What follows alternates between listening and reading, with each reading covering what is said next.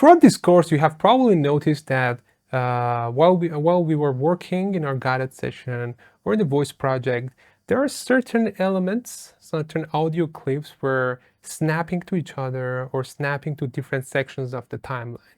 So that's because Palette has this thing called snapping to grid. And in this lesson, I'm going to show you how you can use that in your workflow and why you have to use it and why sometimes it's necessary to actually turn it off.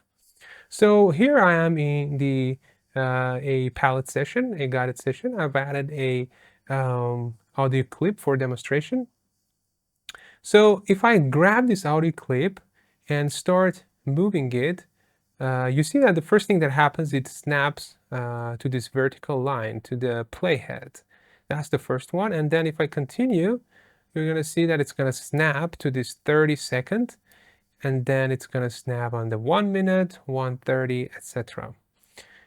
And then if I zoom in and other numbers show up, and the clip is going to start snapping to those numbers as well.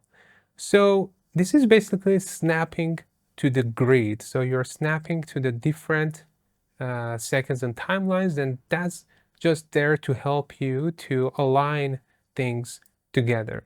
So an example is, for example, if I loaded up a second element, and let's say I want to start both of those at 30-second, so I can easily drag that and have it on 30-second, and I can move that one too and snap it right there, and these two elements are going to start exactly at that same second. So I'm going to delete this. So the other places that snapping works is you can actually, when you start trimming, you can actually snap again. So that's where it snaps. So you can see it's snapping when I am shortening a track. And as I mentioned, you can also snap to the playhead, and that works with trimming as well. So now I'm gonna bring back that element, the second audio, and not only the track snaps to the different seconds on timeline, you can also the different audio clips also snaps to each other. So here, as you can see, as I get closer, as I drag this second audio clip closer to the ending of the first one, it kind of snaps there. So it helps you to stay on this vertical line.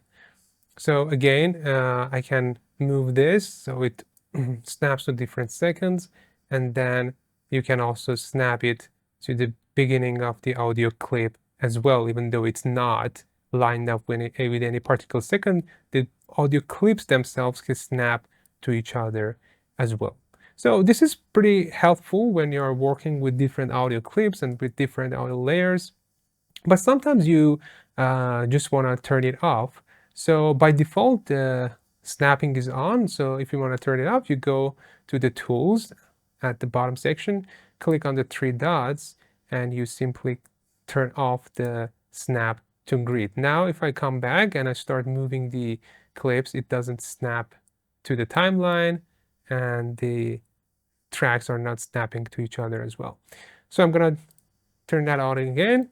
And one easy way to work with snapping, if you don't want to have it on all the time, is that you can actually leave it on by default, and then sometimes when you don't need it, so for example, let's say in this case, I want to, this is on the 30-second, but I don't want to start this right in the beginning. I just want to give it like a second or two, but it kind of forces me to, align it there. So what I can do, I actually, instead of going back there and, turning on, turning off, I can use a shortcut, which is the control key. So if I hold the control key and move it, as you can see now that I have the control key pressed down, it doesn't snap to anything. So basically, the snapping turns off temporarily if you hold the control key.